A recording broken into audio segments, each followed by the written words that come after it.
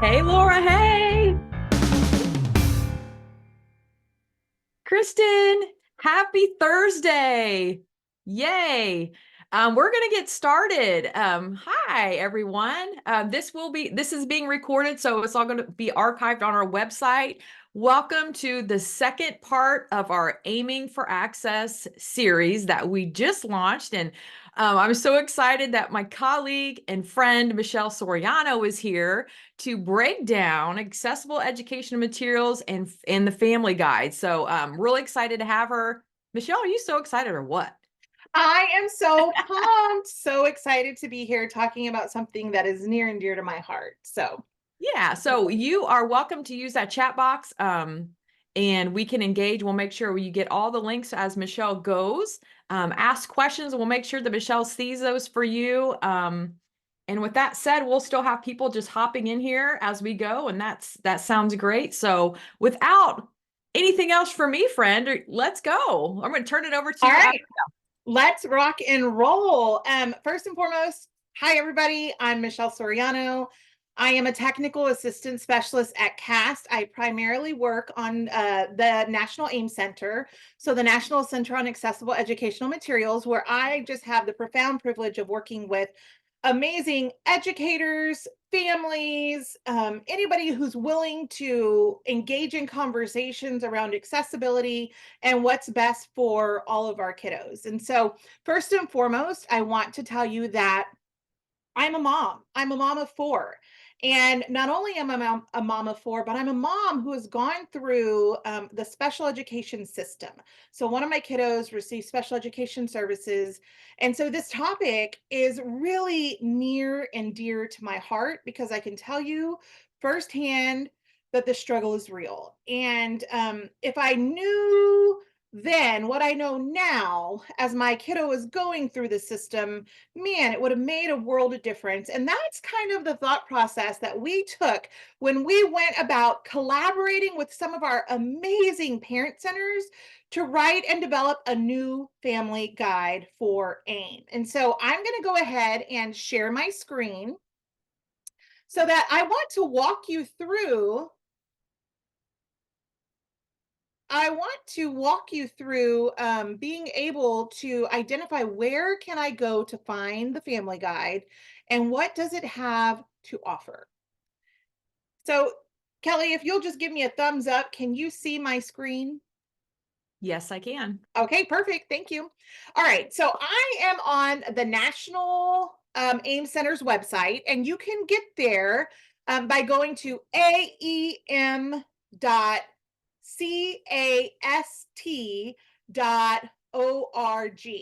So, and I know my friends are going to drop that in chat, but I just went to the AIM Center website. Now, there's two ways that you can find the family guide for AIM. I'm going to show you the hard way first. So you can go and find all of our resources under the Getting Started tab. And if you just scroll down to the AIM Center resources, it will give you just a web page to where you can find a little link that says search all AIM Center resources. And this is nice to know because there might be things in the list of resources that you didn't even know were there. So you wouldn't know to search for them. But if you just scroll down, here it is, a family's guide to accessible educational materials. But y'all, if you don't want to do that, our search engine is very robust. And this is what I always use. I'm just going to put family guide in there and it will pop it right up. So once you go here, you'll be able to access the guide. And this guide is really written for families. We wrote it with families in mind. We wrote it thinking about what parents, what caregivers might want to know about accessible educational materials. And we tried to write it in a way that regardless of whether you have a lot of knowledge about accessibility, accessible educational materials, or maybe it's a new concept for you, you'd be able to understand it. And so I'm just going to go ahead and navigate to our table of contents here. And I want to show you just the purpose of this. This purpose was really to help build an understanding, a foundational knowledge for our families We want to make sure that parents and caregivers have something that will help them advocate for their kids, have something that will help them understand what's available for their children if they require accessible materials provided in a different way. And so as we go through, this guide focuses on what are AIM.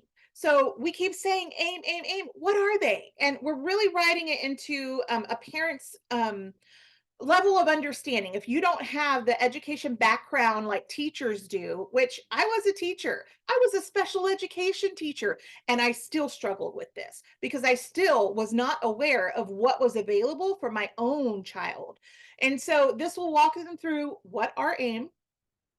Why might your child need accessible educational materials? Hey, what are those laws related to a student's right to receive accessible materials?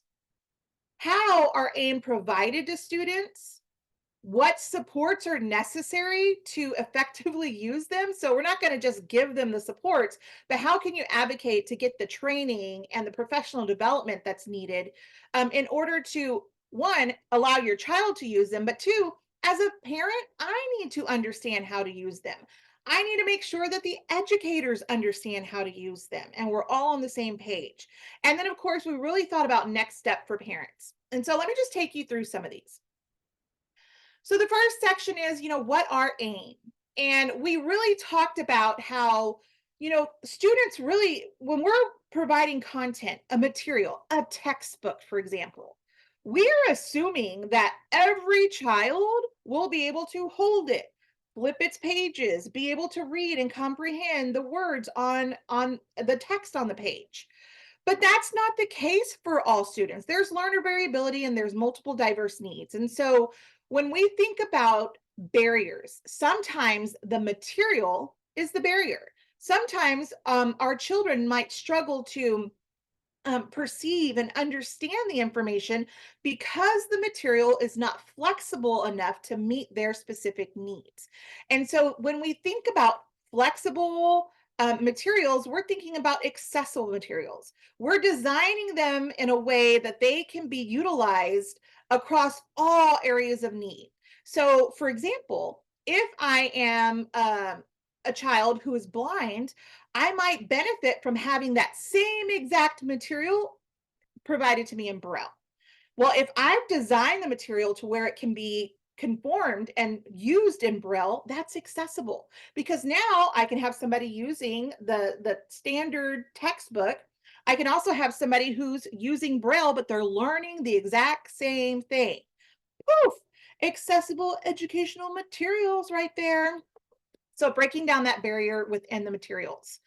The next thing we touched on is just we want to always think about our students' rights and our students' rights to receive AIM. You can find those surfaced and really captured in the Individuals with Disabilities Education Act, so IDEA, or and Section 504 of the Rehabilitation Act of 1973. So that just gives some information for parents. I know as a parent that was important for me, making sure that I understood my own kiddo's rights. What's my child's right, and how can I take that information and use it to help get what they need? So now we go into, okay, I think my kiddo needs some AIM. How are they provided?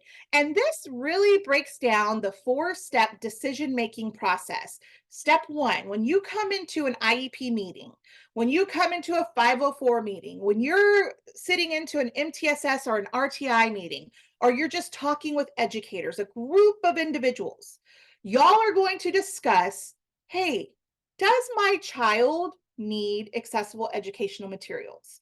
Are they able to progress? Are they able to understand the text? Are they able to interact with the text? So, step one is finding out if your child actually needs accessible educational materials. So, we always look at a child's need first. Then, if it's determined that, yeah, you know what, my child can benefit from accessible materials or AIM, the next thing is, okay, let's talk about the most suitable AIM for your child. So There's lots of options. Like I said, Braille is one. There might be digital text, there might be large print. We need to look at what those specific needs are and what's the most appropriate material to meet those needs. Then we move on down to step 3, and that's all about obtaining the materials in the format. So this is where your education team's really going to come into play, because once it's determined what type of format, what type of material your child needs, they can then make those connections and order it so that your child can have that material available to them in their classroom, in their learning environment, so that they can learn, engage, and progress through that. And then we go to step 4, and that step 4 is all about, okay, let's identify those supports that I need as a parent and that my child needs and that the teachers and the educators are going to support with. So this talks about training on, how to utilize the material. If there's any assistive technologies that they're also using in order to access that material, hey, I need to be trained on that as well, because we can't expect our kids just to be given something, or us as parents to be given something and know how to use it. Y'all, and guilty as charged, I've done that before and it doesn't work. You've got to have that training piece. So it talks to you about, what we can talk about training that might be available.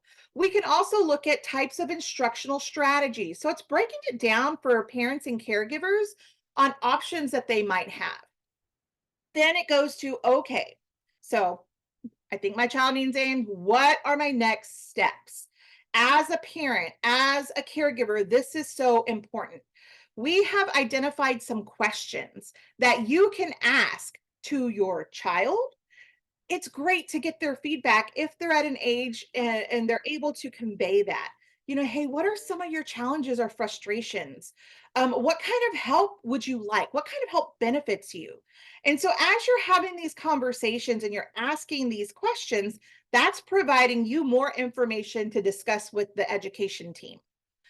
There's also questions that we've identified for your child's teacher. And this is a big one because sometimes I reflect on, I didn't even know where to start. I didn't know what to ask. I didn't know where to go. I just knew that there were a lot of tears shed on my side as a parent. And there was a lot of struggles that I wasn't sure how to approach and I wasn't sure how to address. So here are some questions that I could have gone to and said, man, let me just start by asking this question to my child's teacher. And let's start that conversation and let's look at how we can progress from there. We also thought it would be really cool to provide some student profiles, giving an example of how a need might surface and how a material might support them. So you're going to see that there are 4 different student profiles in here, all having different needs, that you can read through and you can look at how those materials provided some support as they've gone through. And you might even be able to relate to some of these stories. I know I did with one in particular with my own kiddo. And I'm like, man, that just brings me back to all these memories. And then, of course, we just wanted to summarize that we want to make sure that the resources that we're providing through this family guide, the purpose is so that our children can have the materials that they need in a timely manner. And a timely manner is defined by each state, but it typically means at the same time as their peers who do not have disabilities. So at the same time that I'm receiving a textbook, my friend over here is also receiving that book in Braille at the same exact time so that we're not missing out on anything. And that's the purpose of really going through this process of really understanding it. Is I want to make sure that my kiddo has what they need when they need it at the same time as their peers. Now, one thing that I absolutely love about this guide is that if you move on down to the appendix, you're going to see that we provided some templates. And I'm all about templates, y'all, because it's not about reinventing the wheel. It's about working smarter, not harder, together. And we decided that we wanted to provide some sample emails. So if you're wanting to have a conversation and you're going from the parent to the teacher, here is an email that you can copy and paste, and then just change the names where it says insert your student name. This is an email that you can just bloop, send. It will start that conversation. If you're wanting to look at opportunities for you to observe, hey, what are some of my kiddos' strengths? When we focus on our kids' strengths, their weaknesses will also surface, and we will be able to identify areas of need for them. And so we have a parent caregiver observation form. So, this observation form will walk you through different things that you can look for in related to visual representation and perception of text, how they're perceiving, how they're taking text in. And you can look at these characteristics, and if that characteristic really exemplifies your child, then go ahead and check it off. The ones that aren't checked might be something that you want to have a conversation about with your child's teachers. And that gives you an opportunity to say, man, my kiddo does amazing at this, but I've noticed that this might be an area of need. Can we talk about what's available to support them in this? Then, as you go through, we also have on the observation form physically manipulating text. So, when you're engaging and you're thinking about text, how are they physically able to manipulate it? And this gives you things to look for. And same thing, I know that my kiddo can do X, Y, and Z, but I also have noticed that these two areas are not necessarily one of their strengths. So, let's have a conversation about it. And then an open observation spot, things that you want to just make note of that you can then go and have conversations with the teachers around. Now, this one is embedded in the guide, but we also have one that you can just pop open and you can print it if you want, and you can take it with you to the meetings to have conversations about. But this is for you to take, revamp, adapt, utilize as you see fit. Going right back over. Yeah, we also have emails to reach out to our parent information centers. And y'all, if you didn't know, there are parent centers in every single state, and they are amazing. Amazing. Yes, they are. They do a lot of great work. They support parents. They help advocate for your child. They help make sure that you're understanding the different options available. They help make some connections. And so here is an email that you can copy and paste if you're wanting to reach out to your parent center to really get some guidance from them. And you might, and there's two different types. There's a template A that you can choose from, or a template B, depending on what your request is. And you might be saying, yeah, Michelle, but I don't know who my parent centers are. Don't you worry. You have a link right here that says, find your parent information and resource center. Now, I am based in Texas, so I live in Texas. Any Texans out there? Woohoo, yeehaw. So I'm going to go ahead and scroll down to where I find Texas. ABCST, here we go, Texas. I'm going to click on it, and it's going to bring up several. In Texas, there are several that I can reach out to that will support. So I can look at, which one I want to reach out to, which one's in my closest vicinity, my area. But there are centers for every single state. So if I go to Oregon, it'll pop up some from Oregon. If I saw somebody in here from Arizona, if I click on Arizona, here it will tell me which ones are in Arizona. These are the individuals. Y'all, reach out to your parent centers. They are such an amazing resource that will help you, and they will help you understand, and they will help you help take you further, and they will help connect you to people who can also support you. And so just know that that's there, and that resource and that link to find yours is there as well.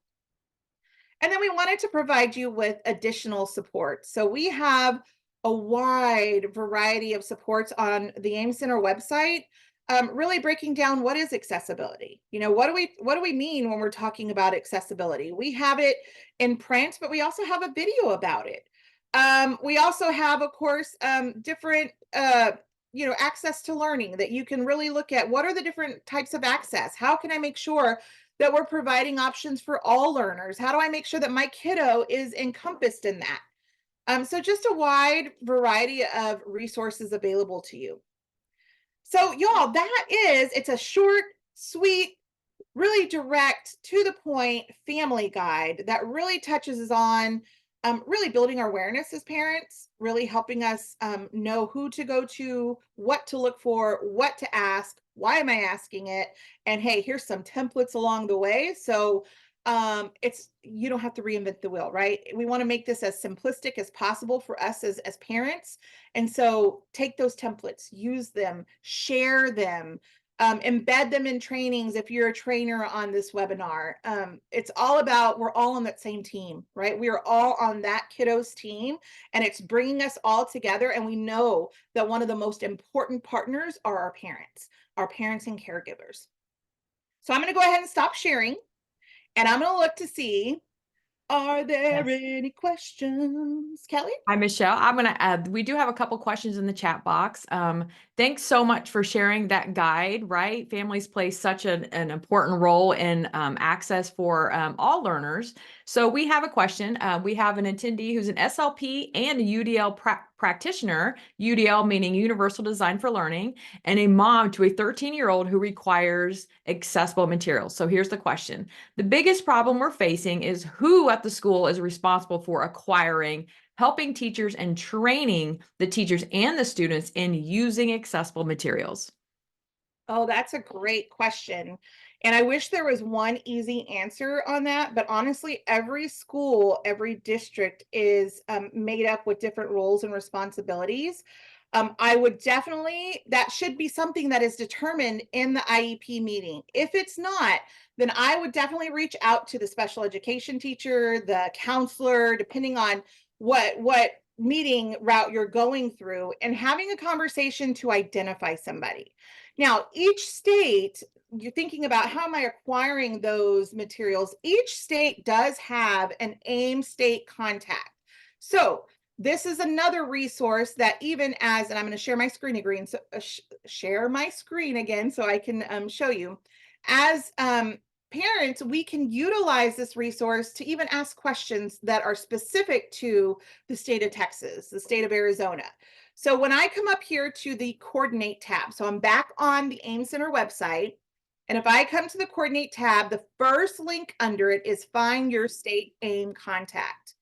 They will be able to help guide you in just questions you might have. So I can come over here and I'm just clicking on Texas here because I'm a proud Texan.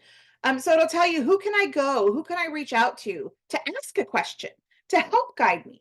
You can also ask your counselor should be able to tell you, your special education director, your 504 lead, whoever is over and leading those meetings for you, you can really connect with, and they should be able to help you identify. If there is not somebody identified, that is something y'all can identify together through that meeting that you're hosting to discuss the child's need. Thank you, Michelle. So we have another question. So the school says that there just isn't enough time in the day to train the students. So how do you carve out that time? Yeah, that's a great question, and that is a barrier, and I think that's a barrier in any given scope and sequence across the nation. But there are ways that we can embed it, as if they have, let's say they have a special service provider, a special education teacher, through their specially designed instruction, if they are a child who receives an IEP. Through their specially designed instruction should also be embedded how we are going to be teaching them to use the resources that they're using. So when that teacher is going into the classroom, they have that ability to integrate that learning with the work that they're doing currently. Additionally, as a parent, I know that I always wanted to be trained on things so that I could also support that learning at home, so that I could help myself understand as a parent, but also help my child understand how to leverage and use their resources as well. And then I would just look for opportunities and talk about, hey, maybe it's during the intervention time. Maybe it's during small group time that they're going to be able to really practice and leverage these opportunities to expand their knowledge around the resources that they're using. Thank you, Michelle. We have another question. We have 5 more minutes, so we still have some time. If a student has dyslexia but no longer has an IEP, just a 504 with accommodations, can they access AIM materials without an IEP? Also, what about kids in private schools? Yeah, so that's a great question. And yes. However, I will tell you that accessible materials should be made for everybody, right? We want to look at that flexibility. But when we think about accessible formats, so when we go beyond just the material and we're thinking about, okay, do they need it in Braille? Do they need it in large text? Do they need it in, tactile graphics? We have to look at who is eligible. There are qualifications and criteria for eligible children. So who meets this eligibility criteria? And honestly, the team determines that. So and let me see if I can pull up through the guidelines that are provided for us. When we go to, looking at, now I just want to share this resource here. Let me hop on. So when we look at, defining accessible formats, when we look at, who can receive them, when you really dig into just different opportunities to look at decision making and accessible format, determine a child's needs, and you look at, who might be eligible, it will tell you, they're either, blind or visually impaired. They are really struggling with manipulating and going through text and perceiving text at the same rate of individuals without a disability. So those are the formats. They have to be eligible for those formats. But that doesn't mean that they can't receive accessible materials that have accessibility features in the software that's built on the computer to where I can zoom in. I can listen to a book. I can look at how to highlight things in there. So there are different levels, but when you get to that accessible format piece, you do have to meet with individuals and really talk through who is eligible for those. Thank you, Michelle. We have another question. So can you clarify AIM for different student populations? For example, print disability, vision, reading, physical versus say a kiddo with dysgraphia and handwriting is not accessible, so needs digital materials. Yeah, so what I'm hearing the question say is, can I just talk about how accessible materials are provided for individuals with different needs? Is that correct, Kelly? Yes. Yes. So, it goes back to the need of a child. It goes back to the need of a student. So when we look at, hey, what are AIM? And we're looking at, the accessibility and, who really needs AIM. Accessible materials are print and technology-based educational materials.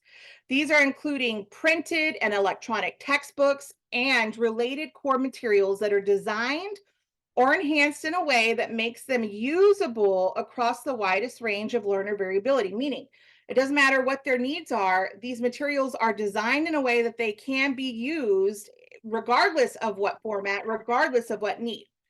Next would be accessible formats. So when we come together, we talk, and it doesn't matter if we're in an IEP meeting, if we're in a 504 meeting, if we're in just a meeting with educators, a parent teacher conference going through, we can talk about a child's needs and they're going to vary. And I can't say this AIM is going to be only for students with a visual impairment because that's not true.